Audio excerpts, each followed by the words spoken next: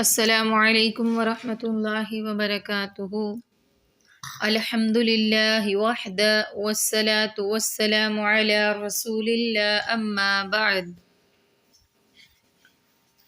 کل ہم نے تشہد میں پڑھی جانے والی دعا التحیات للہ والصلوات یہاں سے لے کر ہم نے اشہد ان لا الہ تک یہ دعا یاد کی تھی۔ آج ہم اس سے آگے ایک بات یاد رکھیے، جب بھی تشہد کریں چاہے وہ پہلا ہو یا آخری ہو، اس میں درود شریف ضرور پڑھنا چاہیے۔ اور درود کون سا؟ درود ابراہیمی۔ یاد رکھیے گا، درود ابراہیمی مسنون درود ہے۔ یہ جو اور مختلف قسم کے بہت سارے درود آج کل بنے ہوئے ہیں، تو کام ہمیں وہی کرنا ہے جو کہ رسول اللہ صلی اللہ علیہ وآلہ وسلم نے ہمیں سکھلایا ہے۔ تو سب سے بہترین اور سب سے افضل درود درود ابراہیمی ہے۔ اسی کو ہم ویسے بھی پڑھ سکتے ہیں، اور نماز میں بھی ہم نے اسی کو ہی پڑھنا ہے۔ اور سورہ احزاب کی آیت نمبر 46 میں اللہ تبارک و تعالیٰ کا فرمان بھی ہے نا، ان اللہ و ملائکتہ یصلون علی النبی یا ایہا الذین آمنوا صلوا علیہ وسلموا تسلیما، کہ بے شک اللہ اور اس کے فرشتے آپ صلی اللہ علیہ وآلہ وسلم پر رحمت کی دعائیں کرتے ہیں۔ جب اللہ تعالیٰ کے بارے میں ہے نا یصلون، تو اللہ تعالیٰ کے یصلون سے مراد ہے کہ اللہ تعالیٰ رحمتیں نازل فرماتے ہیں اور فرشتے رحمتوں کی دعائیں کرتے ہیں۔ تو اللہ تعالیٰ کا فرمان ہے یا ایہا الذین آمنوا، اے ایمان والے لوگو، صلو علیہ وسلموا تسلیما، تم بھی آپ صلی اللہ علیہ وآلہ وسلم پر درود اور سلام بھیجو۔ اور اسی طرح ابو داود میں روایت ہے، 976 نمبر روایت موجود ہے کہ آپ صلی اللہ علیہ وآلہ وسلم سے پوچھا گیا کہ اللہ کے رسول، آپ صلی اللہ علیہ وآلہ وسلم نے تو ہمیں حکم دیا ہے کہ ہم آپ صلی اللہ علیہ وآلہ وسلم پر درود بھیجیں اور سلام بھیجیں۔ تو جہاں تک سلام کی بات ہے وہ تو ہم سمجھ گئے ہیں، لہٰذا آپ ہمیں درود کا طریقہ سکھا دیں، بتا دیں کہ ہم درود کس طرح بھیجیں۔ تو اسی کے جواب میں صحیح بخاری شریف کی حدیث نمبر 3370 اور صحیح مسلم شریف کی حدیث نمبر 450 کو اگر دیکھیں تو وہاں پر حضرت ابو مسعود الانصاری رضی اللہ تعالیٰ عنہ فرماتے ہیں کہ ایک بار رسول اللہ صلی اللہ علیہ وآلہ وسلم ہمارے پاس آئے اور ہم سعد بن عبادہ رضی اللہ تعالیٰ عنہ کی مجلس میں تھے۔ بشیر ابن سعد رضی اللہ تعالیٰ عنہ نے کہا، اے اللہ کے رسول صلی اللہ علیہ وآلہ وسلم، اللہ نے ہمیں آپ صلی اللہ علیہ وآلہ وسلم پر درود پڑھنے کا حکم دیا ہے، تو ہمیں بتائیں کہ ہم آپ صلی اللہ علیہ وآلہ وسلم پر درود کیسے پڑھیں۔ آپ صلی اللہ علیہ وآلہ وسلم ان کی بات سن کر خاموش رہے، حتیٰ کہ وہ فرماتے ہیں کہ ہم تمنا کرنے لگے کہ کاش آپ صلی اللہ علیہ وسلم سے ہم نے سوال ہی نہ کیا ہوتا۔ پھر آپ صلی اللہ علیہ وآلہ وسلم نے فرمایا، قولوا اللہم صلی علی محمد وعلی آل محمد کما صلیت علی ابراہیم وعلی آل ابراہیم انک حمید مجید۔ اللہم بارک علی محمد وعلی آل محمد کما بارکت علی ابراہیم وعلی آل ابراہیم انک حمید مجید۔ اور یہ تمام مسلمانوں کو تو حکم دیا ہی گیا ہے کہ وہ نماز میں اس درود کو پڑھے، یعنی رسول اللہ صلی اللہ علیہ وآلہ وسلم پر درود و سلام پڑھیں۔ اس کے ساتھ ساتھ آپ صلی اللہ علیہ وآلہ وسلم دوران تشہد خود بھی اپنے لیے درود پڑھا کرتے تھے۔ عن کعب ابن اجرت عن النبی صلی اللہ علیہ وآلہ وسلم انہ کان یقول فی الصلاۃ اللہم صلی علی محمد وعلی آل محمد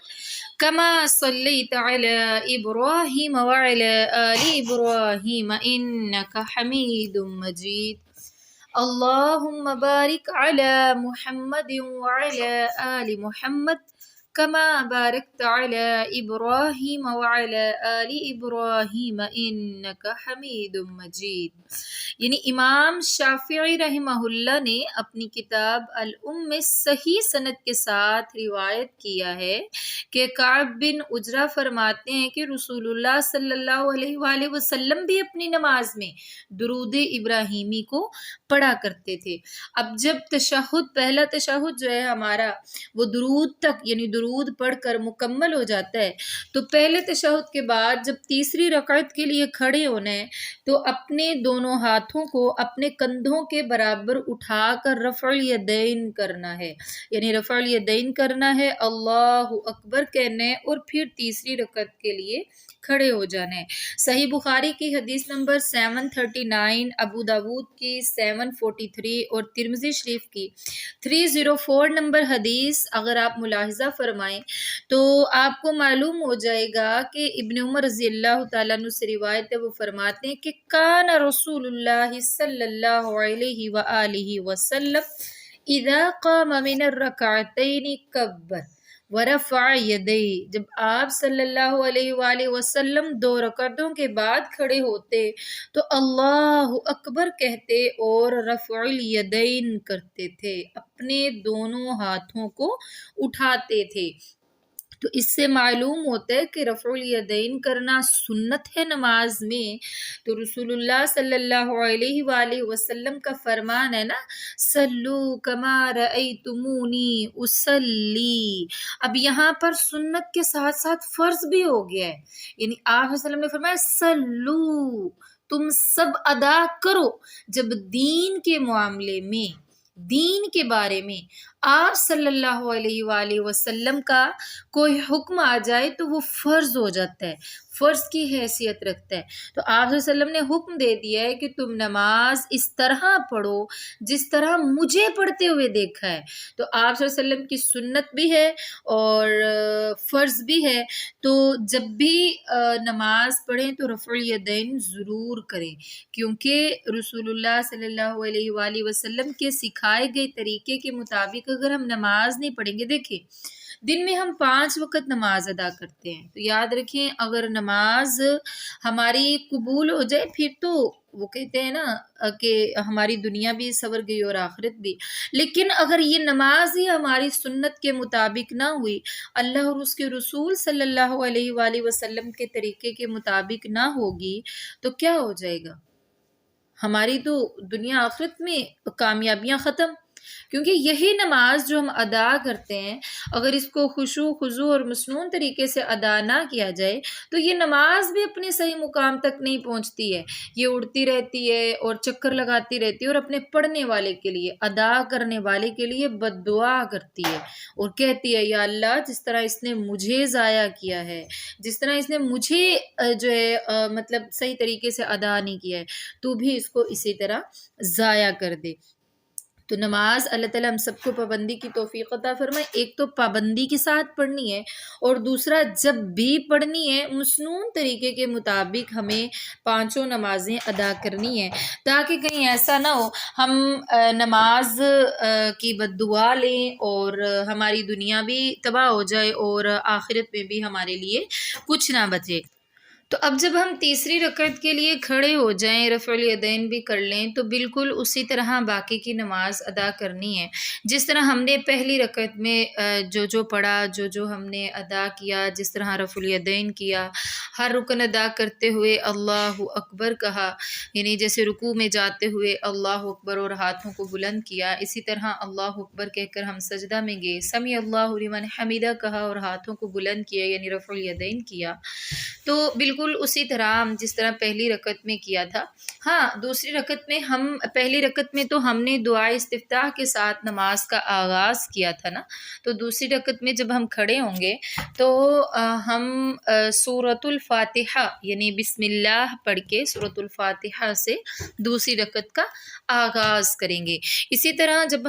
ہماری تیسری رکعت کے بعد جس طرح مغرب میں 3 رکعت کے بعد دوسرا تشہد ہوتا ہے، اسی طرح عصر اور ظہر ظہر اور عشاء میں 4 رکعت کے بعد دوسرا تشہد ہوتا ہے، تو جب ہم دوسرے تشہد میں بیٹھیں تو اس کا بھی مسنون طریقہ صحیح بخاری شریف کی حدیث نمبر 828 سے ہمیں معلوم ہوتا ہے، اور یہی حدیث ابو داود میں بھی 963 نمبر پر موجود ہے۔ محمد بن عمر بن عطا کہتے ہیں انہو کان جالسا فی نفر من اصحاب رسول اللہ صلی اللہ علیہ وآلہ وسلم فذکرنا صلاة النبی صلی اللہ علیہ وآلہ وسلم فقال ابو حمید الساعدی انا كنت احفظکم لصلاة رسول اللہ صلی اللہ علیہ وآلہ وسلم رأیتہ، اور فرمایا کہ وَإِذَا جَلَسَ فِي الرَّكْعَةِ الآخرة قدم رجله اليسرى ونصب الأخرى وقعد على مقعدته۔ محمد بن عمر بن عطا فرماتے ہیں کہ ایک بار وہ صحابہ اکرام کی مجلس میں تھے کہ ہم نے نبی اکرم صلی اللہ علیہ وآلہ وسلم کی نماز کا ذکر کیا، تو ابو حمید الساعدی کہتے ہیں کہ میں نے رسول اللہ صلی اللہ علیہ وآلہ وسلم کی نماز کو تم سے زیادہ بہتر طریقے سے جانا ہے، یعنی میں تم سے زیادہ بہتر جانتا ہوں۔ میں نے آپ صلی اللہ علیہ وآلہ وسلم کو دیکھا، یعنی مکمل نماز کا ذکر کیا، اور فرمایا کہ جب آپ آخری رکعت میں بیٹھتے تو بایاں پاؤں بچھایا کرتے اور دوسرا پاؤں کھڑا کر لیا کرتے اور اپنی سرین پر بیٹھ جایا کرتے تھے۔ اسی طرح صحیح مسلم کی حدیث نمبر 59 میں دیکھیں تو وہاں پر بھی ہمیں یہ الفاظ ملتے ہیں کہ کان رسول اللہ صلی اللہ علیہ وآلہ وسلم اذا قعد فی الصلاة جعل قدمہ اليسرى بین فخذہ والساق وفرش قدمہ الیمنی، یعنی جب آپ صلی اللہ علیہ وآلہ وسلم نماز میں بیٹھتے تو بائیں پاؤں کو ران اور پنڈلی کے درمیان میں کر لیتے اور دایاں پاؤں بچھا لیا کرتے تھے۔ اسی طرح ابو داود شریف میں 965 نمبر پر حسن سند کے ساتھ ایک روایت موجود ہے کہ حضرت ابو حمید الساعدی رضی اللہ تعالیٰ عنہ فرماتے ہیں کہ میں نے رسول اللہ صلی اللہ علیہ وآلہ وسلم کو دیکھا جب آپ صلی اللہ علیہ وآلہ وسلم پہلی 2 رکعتیں پڑھ کر بیٹھتے تو بائیں قدم کے تلوے پر بیٹھے اور دایاں پاؤں کھڑا کر لیا کرتے، اور جب چوتھی رکعت ہوتی تو آپ صلی اللہ علیہ وآلہ وسلم بائیں سرین کو زمین سے لگاتے اور دونوں پاؤں کو ایک طرف سے نکال لیا کرتے تھے۔ تو یاد رکھیں یہ طریقہ مردوں کے لیے بھی ہے، عورتوں کے لیے بھی ہے۔ میں نے پہلے بھی عرض کیا تھا کہ سلو جس طرح یا ایھا الذین آمنو ہے، اسی طرح سلو مردوں عورتوں کے لیے، میل فیمیل سب، یعنی سب مسلمانوں کے لیے نماز کا طریقہ ایک ہی ہے۔ یہ ہماری بنائی ہوئی بات اور ہماری ایجاد ہے کہ ہم نے عورتوں اور مردوں کی نماز کو مختلف کر دیا ہے۔ سنت کے مطابق مردوں اور عورتوں کی نماز ایک جیسی ہی ہے، اور واضح طور پر صحیح بخاری شریف میں ہمیں ایک صحابیہ کے بارے میں بھی معلوم ہو جاتا ہے۔ دیکھیں صحابیات تو آپ صلی اللہ علیہ وآلہ وسلم کے بتاوے طریقے کے مطابق نماز ادا کرتے ہیں، اور اس میں تو کسی شک و شبے کی گنجائش ہی نہیں ہے نا کہ وہ کبھی بھی اپنی طرف سے نماز ادا کر لیتی ہیں، دین میں کوئی کام کر لیتی ہیں۔ تو ام درداء رضی اللہ تعالیٰ عنہ کے حوالے سے صحیح بخاری شریف میں 827 نمبر پر آپ کو ایک صحیح سند کے ساتھ روایت مل سکتی ہے جس میں موجود ہے کہ کانت ام الدرداء تجلس فی صلاتها جلسۃ الرجل وکانت فقیہا،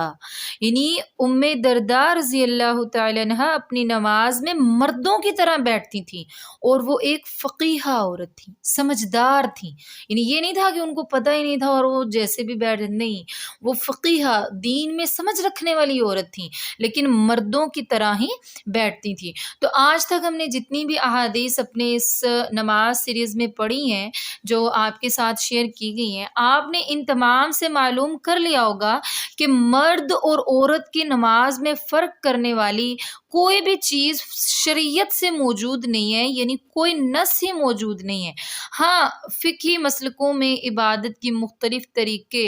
اور مختلف تعریفیں میں سنت سے بالکل الگ اجتہادات موجود ہیں، جیسے عورتوں کی نماز کو مردوں سے مختلف کر دیا گیا اور بالکل سنت سے ہٹا دیا گیا، تو ہم جس طرح عام روٹین میں کوئی چیز لیتے وقت چھان بین کرتے ہیں، تحقیق کرتے ہیں نا، ہمیں دین کے کسی بھی معاملے کو لیتے وقت تحقیق کر کے تو پھر اس کو لینا چاہیے۔ انشاءاللہ ہم آپ کو جتنی بھی احادیث بتائیں گے، جتنی بھی روایات بتائیں گے، ہم اس کے ذمہ دار ہیں۔ ہم انشاءاللہ آپ کو اس کی اول تو پہلے ہی دلیل کے ساتھ بات کرتے ہیں، حدیث بیان کر کے ہی الحمدللہ عرض کیا جاتا ہے آپ کے سامنے، لیکن اگر پھر بھی کہیں پر کوئی آپ کو ڈاؤٹ ہو رہا ہے تو آپ رابطہ کر سکتے ہیں، جیسے باقی اسٹوڈنٹس ماشاءاللہ کرتی ہیں، آپ بھی رابطہ کریں۔ جس چیز کی سمجھ نہیں آ رہی ہے یا ڈاؤٹ ہو رہا ہے کسی چیز میں، آپ کو اول تو اب کوشش کی جاتی ہے کہ حدیث کا نمبر بھی بتا دیا جاتا ہے، لیکن چونکہ انسان ہونے کے ناطے سے یہ نمبر تھوڑے بہت اگر ادھر ادھر کوشش تو کی جاتی ہے کہ نہ ہو، لیکن اگر کبھی ہو جائیں تو آپ کو وہاں اس نمبر پر حدیث نہ ملے تو آپ رابطہ کر کے اسی نمبر والی حدیث کو دیکھ سکتے ہیں۔ تو اب الحمدللہ ہمارا تشہد مکمل ہوا، اور اب ہم نے جو ہے تشہد میں، پہلے تشہد میں بیٹھنے کا طریقہ بھی جان لیا، دوسرے تشہد میں بیٹھنے کا طریقہ بھی جان لیا، تو اب ہم کچھ دعائیں سیکھیں گے جو سلام پھیرنے سے پہلے ہم نے تشہد کی حالت میں پڑھنا ہوں گی۔ اور صحیح بخاری شریف میں ہمیں ایک حدیث ملتی ہے، بلکہ صحیح مسلم شریف میں بھی یہ حدیث موجود ہے۔ صحیح بخاری شریف میں اس حدیث کا نمبر 834 ہے اور مسلم شریف میں 2705 نمبر موجود ہے۔ اور ابو بکر صدیق رضی اللہ تعالیٰ عنہ سے روایت ہے، وہ فرماتے ہیں کہ انہوں نے ایک دفعہ رسول اللہ صلی اللہ علیہ وآلہ وسلم سے کہا کہ مجھے کوئی دعا سکھلا دیں جو کہ میں نماز میں پڑھوں، تو آپ صلی اللہ علیہ وآلہ وسلم نے فرمایا یہ دعا پڑھا کرو۔ کون سی دعا؟ اللہم انی ظلمت نفسی ظلما کثیرا ولا یغفر الذنوب الا انت فاغفر لی مغفرة من عندک وارحمنی انک انت الغفور الرحیم۔ اس دعا کو آپ سب نے یاد بھی کرنا ہے، یہ مسنون بھی ہے۔ ہم اس کا ترجمہ کر لیتے ہیں تاکہ ترجمے کے ساتھ آپ کو یاد ہو جائے، ویسے انشاءاللہ ترجمے کے ساتھ آپ کو لکھی ہوئی ڈسکرپشن میں بھی مل جائے گی۔ اللہم اے اللہ، انی بے شک میں نے، ظلمت میں نے ظلم کیا، نفسی اپنی جان پر، اپنے آپ پر،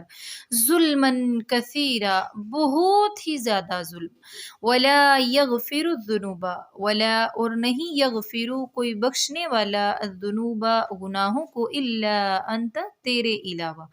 فاغفر لی پس تو بخش دے مجھے، مغفرۃ من عندک اپنی طرف سے مغفرت عطا فرما مجھے، ورحمنی اور مجھ پر رحم فرما، انک بے شک، انت تو الغفور الرحیم بخشنے والا مہربان ہے۔ اس دعا کا لنک آپ کو انشاءاللہ ڈسکرپشن میں مل جائے گا۔ تو آج کے لیے ہمارا سبق اتنا ہی۔ آج آپ نے یہی دعا یاد کرنی ہے ترجمے کے ساتھ، باقی انشاءاللہ باقی کی دعائیں ہم کل کے سبق میں پڑھیں گے۔ السلام علیکم ورحمۃ اللہ وبرکاتہ۔